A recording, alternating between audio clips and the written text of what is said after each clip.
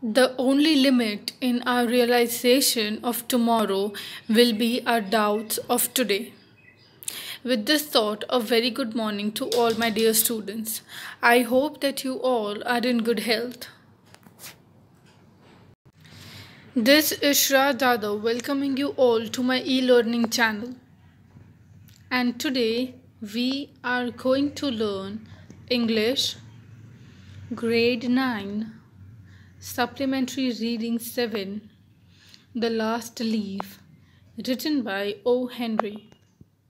So, before starting with the reading and explanation of the chapter, let us know something about the author. O. Henry was born in the year 1862 and died in 1910. Was born under the name of William Sidney Porter in Greensboro, North Carolina.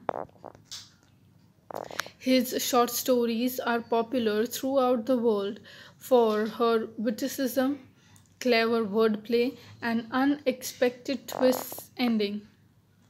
His prolific writing period began in 1902 in New York City.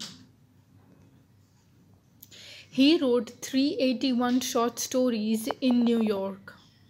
He wrote one story a week for the New York World Sunday magazine for over a year. Some of his famous short stories are The 4 Million, The Gift of Maggie, The Cope and the Anthem, and The Last Leaf. Introduction for answer. Dear students, always remember that whenever you write question answers, start your answer with introduction. This creates a good impact. So here it is. Prose. Prose name The Last Leaf. Author's name O. Henry. Genre short story. Summary. In this story, the author tells us that our positive thoughts work as a remedy for our illness. So now let us proceed towards the summary of the chapter.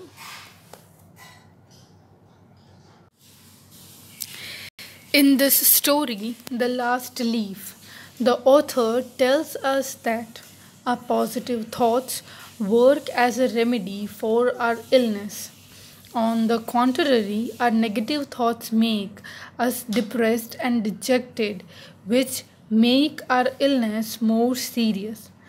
Johnsy, who suffers from pneumonia, thinks that she would die with the fall of the last leaf of the ivy creeper. But her friend Sue tells her time and again to stop thinking pessimistically. But due to her negative thoughts, medicines also do not act upon her. At last, Sue informs Behram, an artist, about it. He paints an artificial leaf on the wall that looks like a real leaf. One night it rains heavily, and icy cold wind blows. She peeps out through the window and finds the leaf as it is on the creeper. And Sue comes and assures her that when the last leaf didn't fall in spite of storm and fierce wind, it will never fall and you will never die.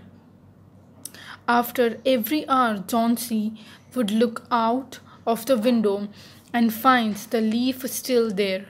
Now she starts thinking positively and recovering from her illness, and soon her illness vanishes. Thus, our positive thinking works as a great remedy.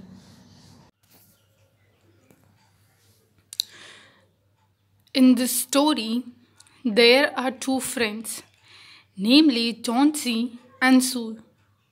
Johnsy suffers from pneumonia and links her illness with the leaves of ivy creeper. She thinks that with the fall of the last leaf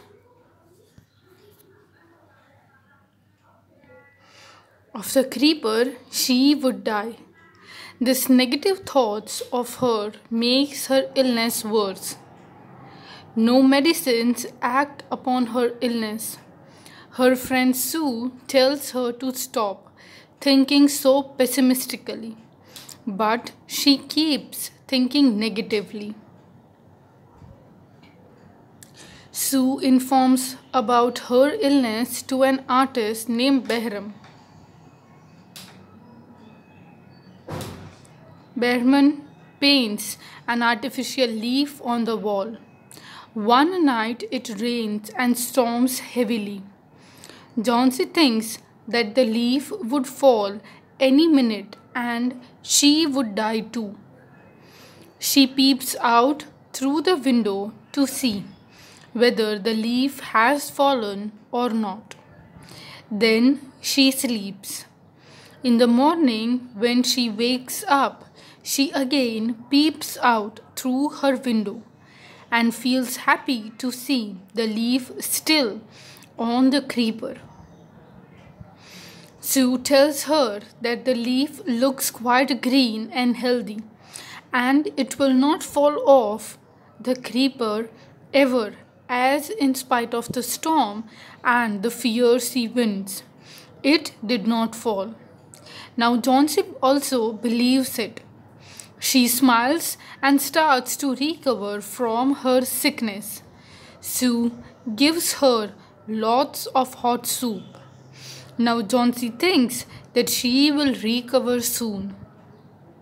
At last, Sue discloses that the last leaf, which is still on the creeper, is Behram's masterpiece. Behram died of pneumonia this morning. He painted it the night the last leaf fell. So, my dear students, this is all about the summary. Now, let us start with the reading and explanation of the chapter. The last leaf. It is autumn. The wind is blowing hard and it is raining heavily. All the leaves on an ivy creeper have fallen except one. Why doesn't the last leaf fall? Sue and Johnsy, two young artists, shared a small flat. The flat was on the third story of an old house. Johnsy fell very seriously ill in November. She had pneumonia. She would lie in her bed without moving, just gazing out of the window. Sue, her friend, became very worried. She sent for the doctor. Although he came every day, there was no change in Johnsy's condition. One day, the doctor took Sue aside and asked her, "Is anything worrying Johnsy?" "No," said Sue. "But why do you ask?" The doctor said. "Johnsy, it seems, has made up her mind that she is not going to get well. If she doesn't want to live, medicines will not help her." So over here there are two friends whose names are Sue and Johnsy. These two are young artists and they share a small flat. They live on the third story of an old house. Johnsy fell seriously very ill in the month of November, and then she was diagnosed that she was having pneumonia. She would never leave her bed, she would not move at all, and Sue became really very worried about her dear friend. She sent a message to doctor. After that, the doctor also came and saw Johnsy's condition. But after a few days, he asked Sue that was something actually disturbing Johnsy at that time. Sue replied negatively, and she also added that what was the reason that he was asking about it. At that time, doctor said that it seems so that Johnsy had made up her mind that she does not want to become well, and if she is not willing to live, none of the medicines is going to help her. Sue tried her best to make Johnsy take an interest in things around her. She talked about clothes and fashion, but Johnsy did not respond. Johnsy continued to lie still on her bed. Sue brought her drawing board into Johnsy's room and started painting to take Johnsy's mind off her illness. She whistled while working. Suddenly, Sue heard Johnsy's whisper something. She quickly rushed to the bed and heard Johnsy counting backwards. She was looking out of the window and was saying 12. After some time, she whispered 11, then 10, then 9, 8, 7. Sue anxiously looked out of the window. She saw an old Evie creeper climbing up the brick wall opposite their window in the strong wind outside. The creeper was shading its leaves. So eventually what happened? Now Sue made many different arrangements to make Johnsy bring back her interest in her things around. She used to talk about the clothes and fashion, but Johnsy didn't respond to anything. She would just simply lie down on her bed. So Sue brought her drawing board into Johnsy's room and she started painting so that she would take a bit mind off her illness. And she used to whistle while working. One fine day, she heard some whispering sound of Johnsy. She quickly rushed to the bed and heard Johnsy counting backwards. She counted 12 and 11, 10, 9, 8, 7, and at that time she anxiously looked out of the window and she saw that opposite wall of the window there was an old ivy creeper, and because of the strong winds which were going on outside, the creeper was shading their leaves. What is it, dear? Sue asked. 6, whispered Johnsy. They are falling faster now. 3 days ago, there were almost 100 leaves. There are only 5 left now. It is autumn, said Sue, and the leaves will fall. When the last leaf falls, I will die, said Johnsy with finality. I have known this is for the last 3 days. Oh, that's nonsense, replied Sue. What had old Evie lived to do with your getting well? The doctor is confident that you will get better. Johnsy did not say anything. Sue went and brought her a bowl of soup. I don't want any soup, said Johnsy. I'm not hungry. Now there are only 4 leaves left. I want to see the last one fall before it gets dark. Then I will sleep forever. And then Johnsy said that you see that before 3 days there were hundreds of leaves over here on the creeper. But today there are only 5 of them left. And at that time Sue said that it is autumn season, so leaves are going to fall. And Johnsy said that as she was giving her final statement, that when the last leaf will fall, she will eventually die. At that time, Sue said that she was not supposed to say anything bad about it. Moreover to that, the doctor had told that she was getting better very soon and she was supposed to be confident enough. About this thing, Johnsy did not say anything. Sue went and brought a bowl of soup for Johnsy. But she refused and she said that, okay, please do not disturb me. I'm not hungry. There are only 4 leaves left now and the last one will also fall as soon as it gets dark, and then I will sleep forever. Sue sat on Chauncey's bed, kissed her, and said, "You are not going to die. I can't draw the curtain, for I need the light. I want to finish the painting and get some money for us. Please, my dear friend," she begged Chauncey, "promise not to look out of the window while I paint." "All right," said Chauncey. "Finish your painting soon, for I want to see the last leaf fall. I am tired of waiting. I have to die. So let me go away peacefully, like one of those poor tired leaves." "Try to sleep," said Sue. "I have to paint an old miner. I will call Behrman up to be my model." She rushed down. Behrman lived on the ground floor. He was a 60-year-old painter. His lifelong dream was to paint a masterpiece, but that had remained a dream. Sue poured out her worries to Behrman. She told him how Chauncey was convinced that she would die when the last leaf fell. "Is she stupid?" asked Behrman. "How can she be so foolish?"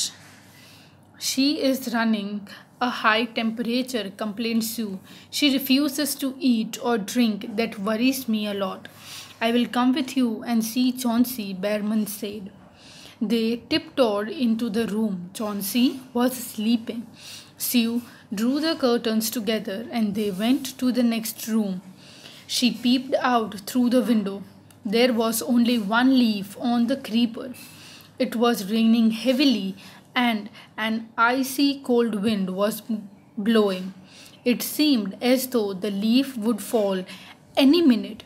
Behrman did not say a word. He went back to his room. So now eventually what happened? You can see the image over here of Behrman and Sue. And over here, Sue went down to Behrman, who was a 60-year-old artist who used to live on the ground floor.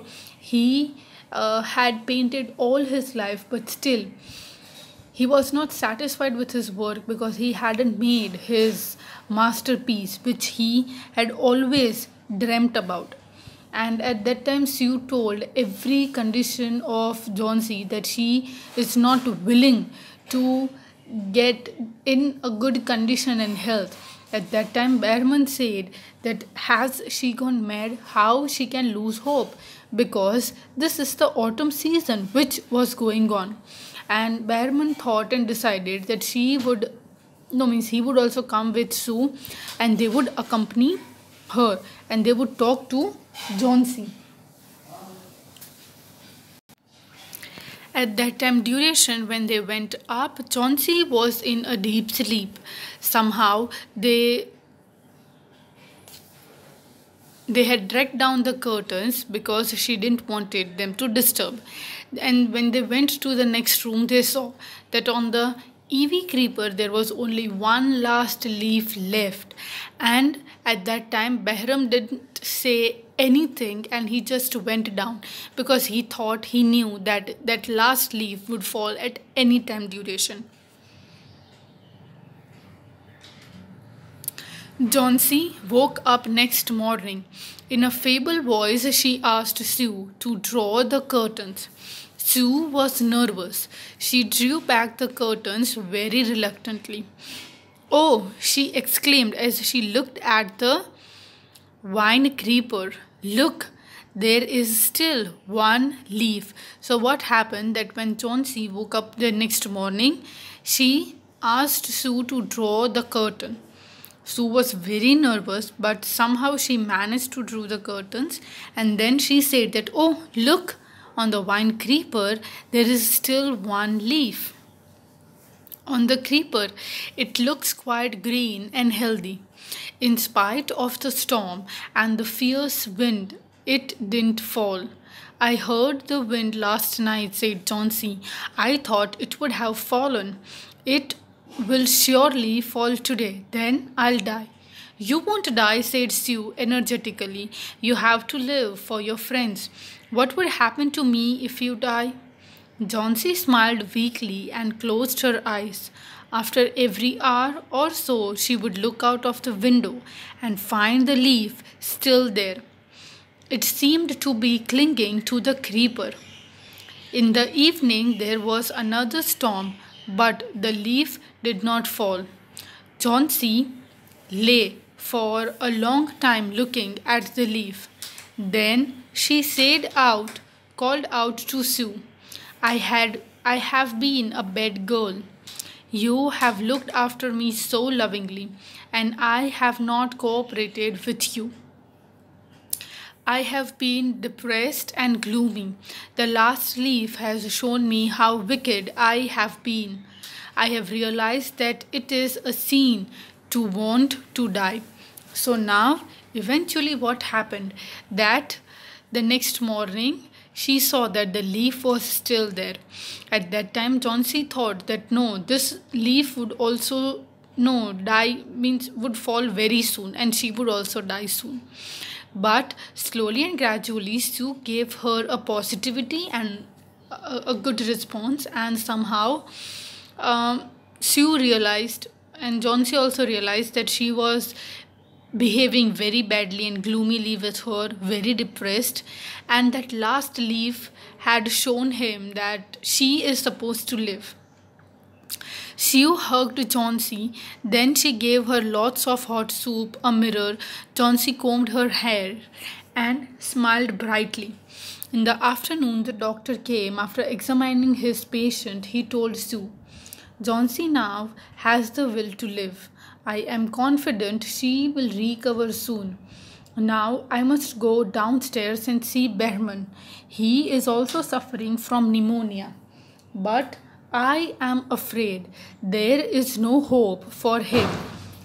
The next morning, Sue came and sat on Johnsy's bed. Taking Johnsy's hand in hers, she said, I have something to tell you. Mr. Behrman died of pneumonia this morning.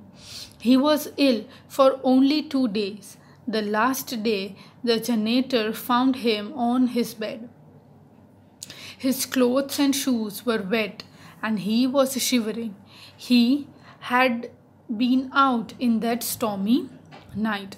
So eventually what happened that the doctor came to check Johnsy, and at that time duration the doctor told that now she was recovering very soon, and the doctor told that now he must also go downstairs to see Behrman because he was also suffering from pneumonia. But somehow next morning Sue came to know, she came to Johnsy's bed and told that she had something to tell her, that Mr. Behrman died of pneumonia this morning. He was ill only for 2 days, and on the first day the janitor found him on his bed. His clothes and shoes, everything were wet, and he was shivering a lot, and he was out in that stormy night. Then they found a ladder and lantern still lighted lying near his bed. There were also some brushes and green and yellow paints on the floor near the ladder. Johnsy dear, said Sue, look out of the window. Look at that ivy leaf. Haven't you wondered why it doesn't flutter when the wind blows? That's Behrman's masterpiece. He painted it the night the last leaf fell. So eventually they found out later on that outside his bed there was a ladder, a lantern which was lying down over there. There were few of the brushes and some paints which was lying on the floor as well as the ladder. And then Sue said that look out of the window and look at that leaf. Don't you find surprising that such a lot of wind is blowing, but still that leaf is not moving? What was the reason? Because that leaf was being painted by Behrman and it was his masterpiece. He painted it the night the last leaf fell. So he wanted to give Johnsy a hope that it is still not end of her life. and he painted the leaf so realistic that eventually Jones's life was also saved, but unfortunately he died. So this is considered as one of the best short stories written by O. Henry. So dear students, this is all about the chapter. I hope that you all have understood it. Thank you for watching and have a nice day everyone.